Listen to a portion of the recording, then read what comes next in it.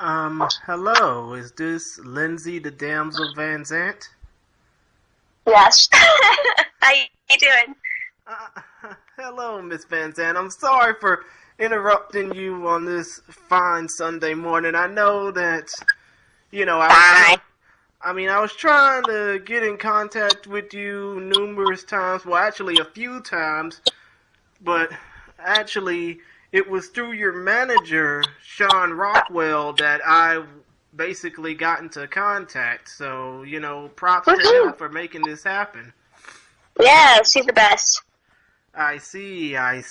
But still, Miss VanZandt, there's a few questions I want to talk to you about, and obviously they all pertain mostly to your rematch coming up on New Year's Eve, December 31st versus RENA II.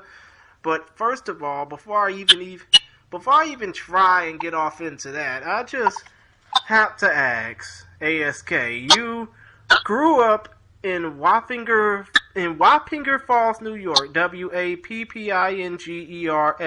Falls, New York. And Yes.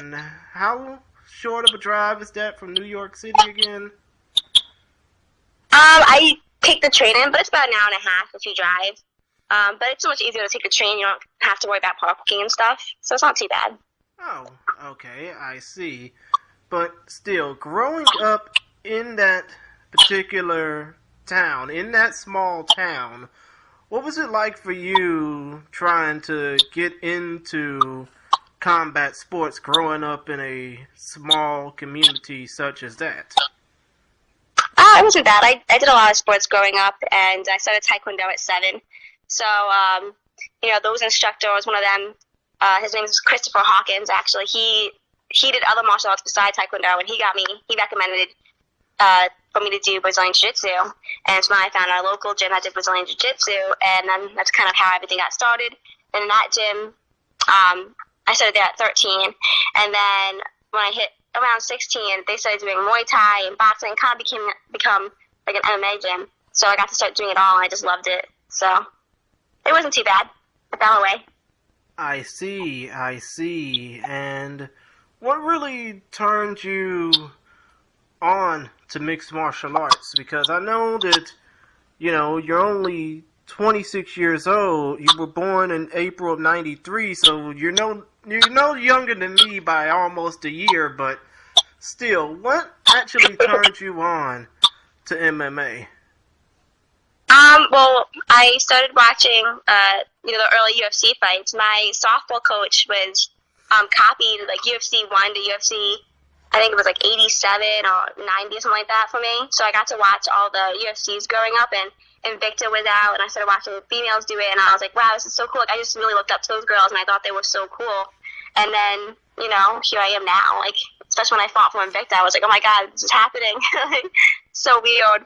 But yeah, it just kind of happened. I had my first fight when I was 18. I did a Muay Thai fight, and yeah, after I got in there and I won, it was a very close call. I won, but it was a split decision, and I was like, this is what I want to do. I loved it, so. I see. And from what I'm looking at through your Tapology profile, it says that you graduated from the University of North Florida. Yes. Yeah, I went to North Florida for 2 years. I stayed for almost an extra year. And I loved living in Florida. It was awesome. It was a good time. I trained a lot when I was down there as well. So, yeah. Then I came back up here. All my family and stuff is up here, so. I see. And as far as your amateur career goes, I don't know if this is actually true, but it says, according to Tapology, that you were 3-3 as an amateur, and you fought current UFC star Gillian the Savage Roberson. Am I correct? Yeah.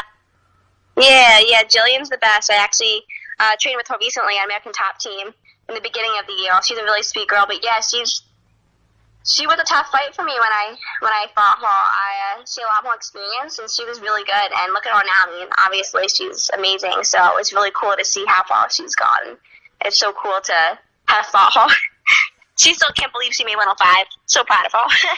Yeah, it is crazy because in a way, a lot of people, especially here in the States, they don't really care too much about the atomweight division, that 105-pound weight class, but it's just like when it comes down to the men's strawweight class, and I interviewed Jarrett Brooks beforehand, and he's probably the rare unicorn of men's MMA fighting in that 115-pound weight class. It's like people wouldn't, try and tone themselves down to 105, but they realize the sacrifices that you got to make in order to not only make weight, but maintain that weight. I'm actually, I don't have to cut weight that much. I'm a pretty small person. I walk around at 110, so it's not a hard weight cut for me. But yeah, I don't think people don't care. I just feel like they don't have it yet, and they just need to get it.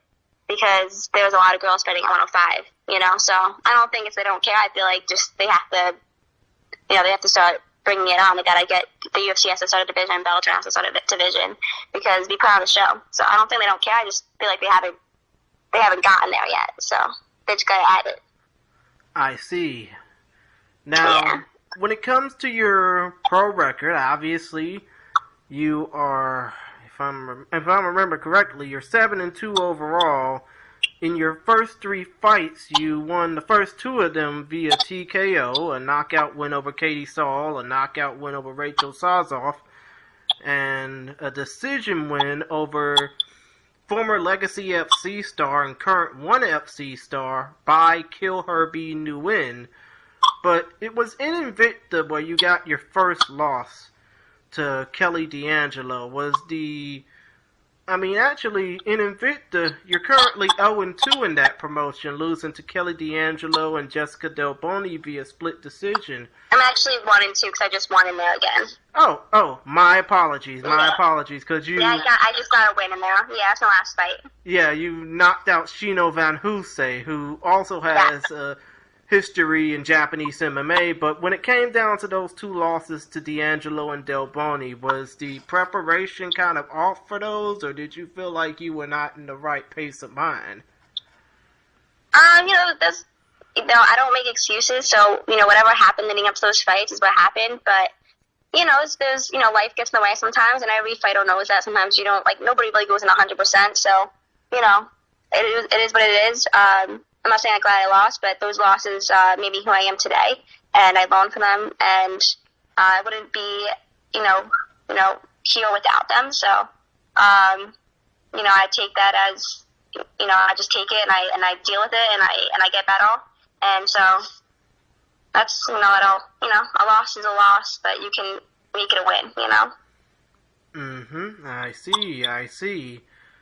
And obviously after the sorry about this. I kind of stutter when it comes down to getting my point across. It's okay.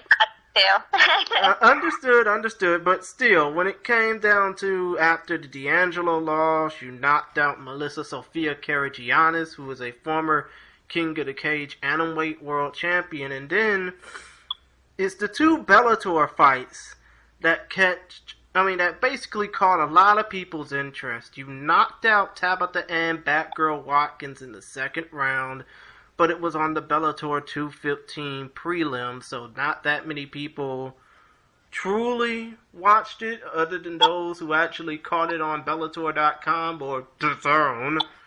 But it was Bellator 222, the Bellator New York City 2 card, where you pretty much made your name known to the world, where you made Japanese superstar shootboxing goddess Reina Kubota tap out via rear naked choke in 4 minutes and 4 seconds, and a lot of people pretty much, I don't want to say doubted you, but the odds were probably not in your favor from many odds makers.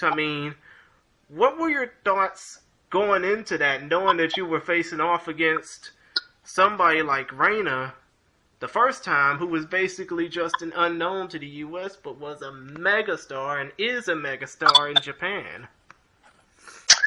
It was cool. I was very excited for the fight. we knew like a month out, so we started watching her, like footage of her previous fights, and we just saw that I could definitely beat her on the ground. I felt like at least I had an advantage there, so we figured that'd be the smart move to go, take it where I don't think she can handle me, and, I finished in the first round, so it was, the game plan, like, was literally perfect, like, straight to a T, like, I literally did exactly what we wanted to do in there, and I was just really excited, and, like, thankful that that's a good, all my coaches just really helping me out, all my training partners really, helped me get prepared for that fight, so. I see. Couldn't do it without them. I see. And did the nervousness of fighting inside the world's most famous arena kind of caught you by surprise? I definitely was the most nervous I was for a fight, but I felt fine. I wasn't, like, freaking out in the back or anything. I was still having a good time, cracking jokes and stuff like I always do. And just the energy was different. It was really cool. It actually, like, I really liked it. It's fun to have, like, a lot of people there and, like, just feel the energy of the crowd and everybody be so excited. And anytime I fight, like, once, like, I get in there and I'm in the cage, I feel at home, not nervous anymore. Because that's what I do every day. I train every day for this moment, and I feel comfortable fighting. So when I'm in there, I'm fine. Understood. And when it came down to fighting Shino Van Hoose, I mean, I know you beat her in 39 seconds via a leg kick back on October 4th, but did you feel that the fight could have lasted a little bit longer? No. She was in a lot of pain. She gave me the wave off. That's why, if you see, like, I kind of stuttered, because I went to go in for the kill, and she put her hand up at me, and so I backed off, and then the ref stepped in. No, she was in a lot of pain. Her kneecap slid off. Oh. Or it was displaced or dislocated or whatever I don't know the exact medical terms for it, but her knee was messed up. No, she wasn't going to be able to go on. Yeah, basically, it was kind of out of place for her. I just hope that she gets the medical treatment she needs and that she's going to be fully recovered down the line. Yeah, she's fine. She's rehabbing it. She's awesome. She's a great chick. We still talk. She's awesome. So, yeah, she's doing good.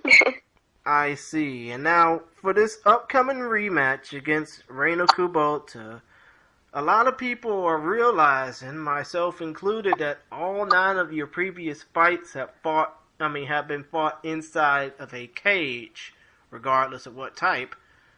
You're going to be fighting in something similar to a boxing/professional wrestling ring for the first time. Are you prepared not only for the different dimensions of fighting in a ring as opposed to a cage, but since it's gonna be old school style Pride FC rules where soccer kicks and 12-6 elbows are obliged, are you prepared for that type of skill set? I mean, it'd be stupid if I wasn't getting prepared, right? So, no, we're preparing for it. I'm actually excited to get to do things that I don't normally get to do. So it's more of like a street fight than I can stop a kick to the face. It's pretty deadly. So I'm excited for it. I'm prepared for it. Like I said, my coaches and I are preparing for everything. So, yeah, I'm ready to go. I'm liking the new rules, so. I see. And when it comes to your training camp, I know you also fight out of Precision MMA, but you also... Here right now. Huh? Okay. So I'm here right now. Yeah, but you fight out of Ludus actually, MMA, Ludus. I'm only realizing because that's the fight camp with the big, giant, golden gladiator helmet for a logo. Yeah, that was when I was in Florida. I'm in New York now. Oh, my bad. But once... Okay, I did train there, though, when I was in Florida. Understood, but what's basically the atmosphere like for you? Because this is going to be your first time fighting abroad. Yeah, I'm excited. It's going to be a good experience. I mean, are you basically saying because you're getting a chance to fight overseas for the first time, or you're getting a chance to fight in front of 30,000 people on a packed New Year's Eve card? Yeah, it's going to be, like I said, I really like the atmosphere of having a lot of people there. It just gives you this extra energy that you don't feel when you only have, a couple hundred people there. So it's really cool. I like it. I'm excited to experience the Japanese culture and feel their energy when I get to fight. So I see. And when it comes down to, and I got a few more questions to ask before I, close this out. But when it comes to the women's atomweight division at large, because there's not really that many homes for this particular weight division other than RIZIN, Invicta, and perhaps ONE FC, but their atomweight division's a little different. But do you think that the women's atomweight division could potentially see a bit of a surge when it comes down to new challenges and new competitors? Oh yeah, I feel like, women's MMA is still pretty new, so we're getting more and more women wanting to do mixed martial arts, and I think that, as the years goes on, we'll get more and more fighters coming along, and yeah, I definitely think there'll be a surge, and that the women's MMA will keep on growing. I see. Another question I want to ask is that RENA basically, I don't want to try and, basically belittle her, but she cares more about her entrance than she does the actual fights, and she cares more about how she closes out the fights carrying a giant little hand thingy and basically being like the female version of Antonio Inoki. But do you when it comes to crafting your entrance, even though I know you don't really focus on that, do you normally just think, okay, this is the song I'm going to come out to, this is this, and this is that, or do you just think, I'm going to let my team prepare for me, and I'm just going to let the rest happen all on its own? I don't think she belittles it. I just think that it's fun, because I like to have fun too, and I like having fun in the ring and everything, and in the cage, so, it's all fun and games, I think it's, just like, shit talking, sometimes people just do it for fun and for the entertainment. It's an entertaining sport, so you gotta make a name for yourself, and you gotta do things that other people don't do, so, like, people know that that's what she does, that's exactly what she does every time, so people get excited for that kind of thing, They like to see her do, all the different kind of little things she does. She's a superstar over there. So whatever she's doing is working, and she's a great fighter. And it doesn't take away from her fighting skills. I think she just, you gotta have fun with this. So, yeah, I'd like to have fun too. Like, I always love picking out my walkout song, and I always change it up and try to have fun with it, because I don't think it's a distraction from your fight, and it shouldn't be. But if it is, then don't do it. But I don't think it's a distraction for any of these fighters, because we train all the time, and a song or a walkout isn't going to mess up our performance in the cage. Understood. Yeah. And one more thing I want to ask out of the 3 questions I plan to. You're obviously working a job now. I don't know what it is. I know that you probably have some time. Otherwise, damn it, what am I saying? Basically, understood, but I know that you basically have to deal with working a second job and all that, trying to pay for, getting into this sport. But let's just say if MMA wasn't your passion, would your fallback plan be whatever you choose to be, or would it simply be fighting? Well, if there wasn't, I wasn't going to get paid for it, it would still be a passion. I would still do it as a hobby, if that's what you're asking. But no, I'd have to do a career that I'm going to make money in. I'd probably do, nutrition and personal training and stuff like that. Understood. Yeah. So basically, your fallback plan would be like a personal trainer, huh? Yeah, nutritionist. I'd probably go back to school and stuff, and yeah, be in the health fitness industry. Understood. It's never too late to get a great education, and like a famous college fund once said, a mind is a terrible thing to waste. Yeah, exactly. Okay, and another question I want to ask is, when it comes to fighter safety, there have been 4 recent deaths in the world of boxing. One of them was to a fighter from the New York State area. As women's MMA and professional MMA in general continues to blossom, do you think that there would need to be more safety precautions to prevent fighters like yourself from taking excessive blows to the head? I mean, it's the sport we're into, and it's terrible, but I think it's also, leading up to the fight, I think a lot of people don't realize the training we go through, and you get hit, like, if you sprawl too much leading up to that fight, you're going to be more easily knocked out. So I think that it wouldn't be as, because I feel like there was a lot of rules in place inside the ring and the cage, and the judges usually do a good job of stopping fights when they need to be stopped. Sometimes they don't, but it's not. I don't think it's that, because that's just part of the sport. I think it's the lead up to it. I think that maybe people shouldn't sprawl as hard, and I think people get a lot of concussions and they don't care. They think it's not a big deal, but those add up, and I think that's what ends up happening. Or they don't realize they have a concussion. So I think maybe there could be more brain, MRIs and stuff, like brain scans and stuff, to make sure that the fighters are okay going into the fight. I don't know. I just think that it's more the lead up and the training that we put ourselves through before we get in there. Understood. Because a lot of fighters go in injured and stuff, and they hide it because they want to fight, because they don't fight, they don't get paid. So I think maybe that, in conjunction with getting paid more, would probably benefit a lot of fighters, and they won't get injured maybe because they're making enough money as a fighter, because a lot of fighters don't make most fighters don't make enough money to pay their bills, and that's why we have to have jobs. So now when we're training, we're only on 4 hours of sleep because we have to get training in. So if we can just focus on training and not having to get up early for work and fit everything in our schedule, because it's already so busy, and especially as a mixed martial artist, there's already so many martial arts that you have to learn and be on top of, that if we could just focus on that and not have to wake up early. So like getting paid more probably, and just being aware of getting hit too much in training. Understood.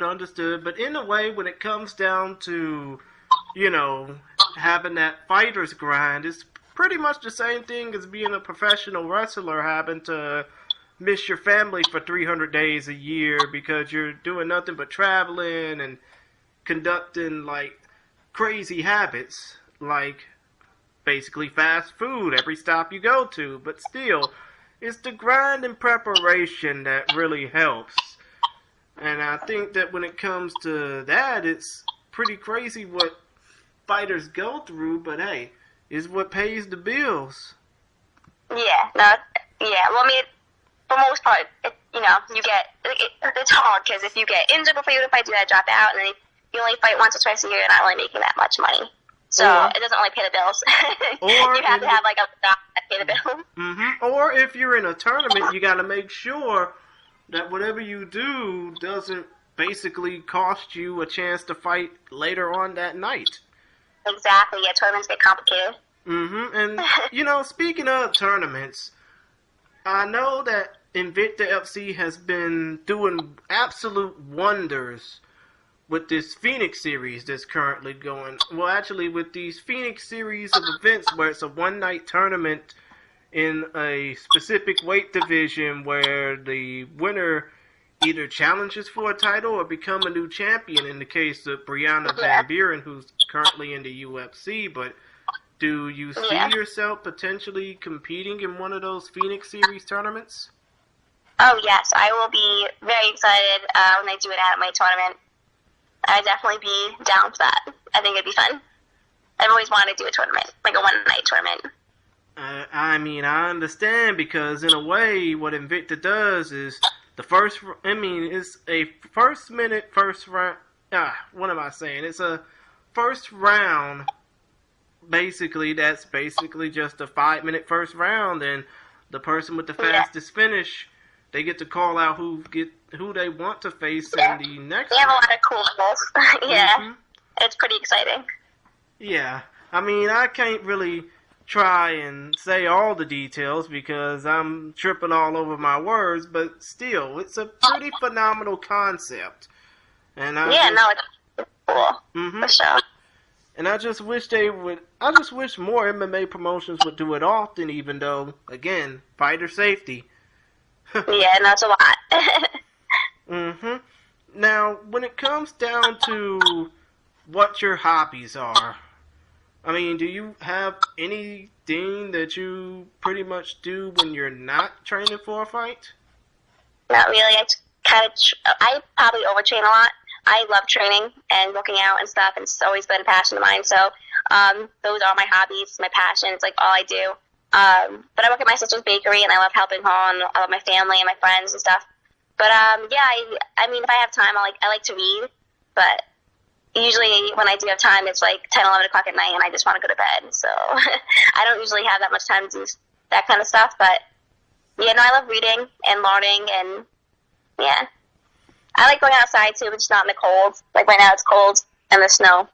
But when it's nice out, I like to go hiking and stuff.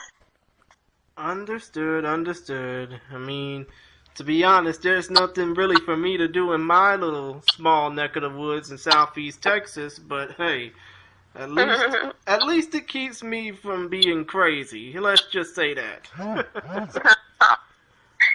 But still, basically I got 3 more questions to ask. First of all, how can the fans get in contact with you? And do you have any shout-outs that you want to give to your friends, fans, or what have you? Yeah, DAMSEL_MMA is my Instagram, and my Facebook is Lindsey VanZandt, and then I have like a FITE page, which is Lindsey Damsel VanZandt on Facebook. I don't use Twitter that much, but I do have a Twitter, so I don't know. If you message me on there, I may or may not see it. The best way to message me is like through Messenger or on Facebook or, Instagram. But yeah, I want to thank, I'm just so lucky to have the people I do around me at Precision and Stockade, Muay Thai, and Henzo Gracie's, and just all my training partners. So it's really exciting, and I'm so lucky to have such a team behind me, all my sponsors. Hope Ackley, I just literally just went to her this morning, got a nice hour massage, so everything's feeling real good. I'm ready to take on the week. Kings of Fitness, my strength conditioning program, they're always making me stronger and better and helping me perform at my best. And I have so many people in my corner. I'm so blessed. I just got a CBD sponsor, Apex. They're amazing.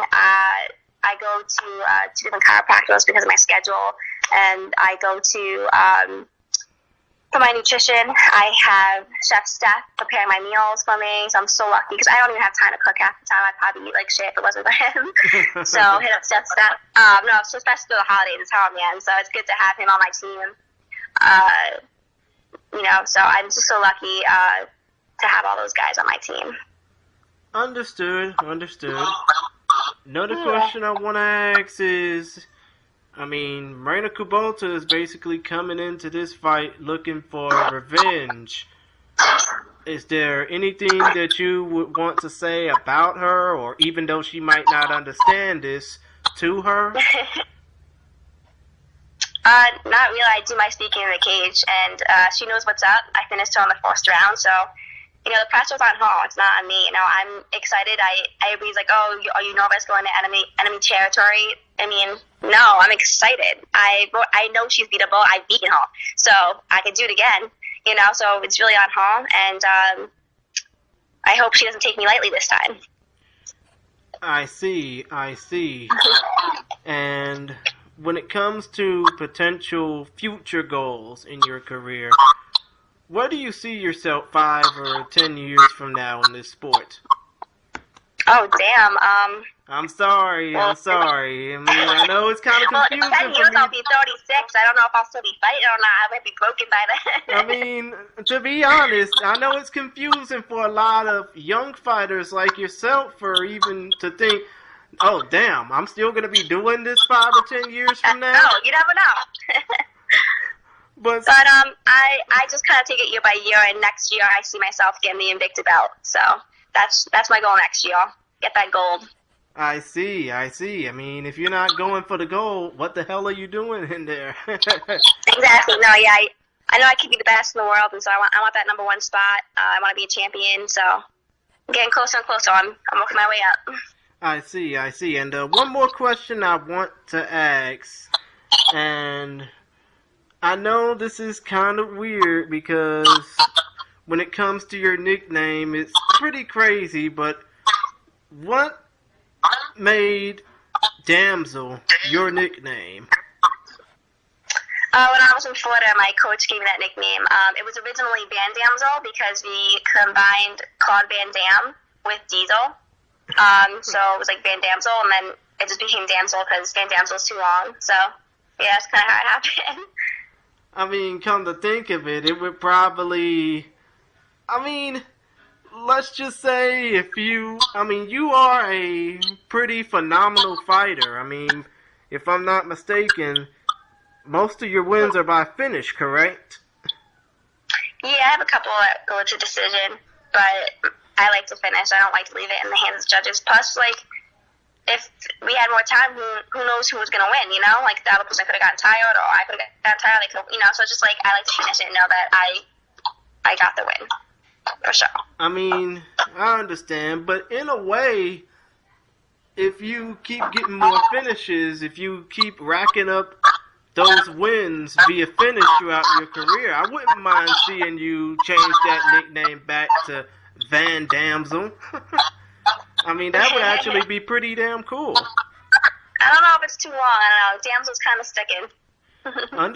Understood. But still, I know you gotta head back to whatever it is you were doing before this. I mean, I know that you're gonna probably be doing all you can so that all your fans can stay up on New Year's Eve morning to watch you fight, but hey, I just wish you nothing but the best in travel and grace. May peace be with you, even though I know you're going to bring a lot of war with you to the RIZIN Ring on New Year's Eve. And, you know, hopefully you can bring another win over RENA back to the sleepy people of Wappingers Falls, New York. I don't know if they're sleepy. Hey. well, to be honest, let's just say this: they will be. I mean, they'll be trying to stay up, trying to watch you fight on New Year's Eve morning, and if not, there's always the replay on FITE. I was just gonna say, there's replays. It's fine. Which, by the way, just to make a little quick plug, if you want to see Rena Kubota versus Lindsey VanZandt 2. You can catch this fight on the RIZIN 20 main card, which will be live on New Year's Eve morning, December 31st, from the world-famous Saitama Super Arena in Saitama, Japan, 30 minutes outside of Tokyo for all you simpletons. You can check out that card live on the FITE TV app, FITE.tv, and all cable and pay-per-views, and all cable, satellite, and telco providers for pay-per-view in the U.S. and Canada at 1 a.m. Eastern, December 31st, 10:30 p.m. Pacific, well, actually 10 p.m. Pacific, December 30th. But other than that, Miss VanZandt, I know your time is precious, and thank you for spending this time with me, but I know you gotta go, and I do too. Yeah, it's my pleasure too, but thanks for the interview, Miss VanZandt. I hope you do well at the end of the year. And hey, if you have the chance, if you feel like being interviewed again after your fight, hopefully we can do this again. I'll probably have some cool stories. Yeah, exactly. Especially for your first trip overseas. Yeah, it's gonna be fun. Okay, but other than that, have fun, Miss VanZandt, and I hope you do well. Thank you so much. Happy holidays. Happy holidays to you too, ma'am. Goodbye.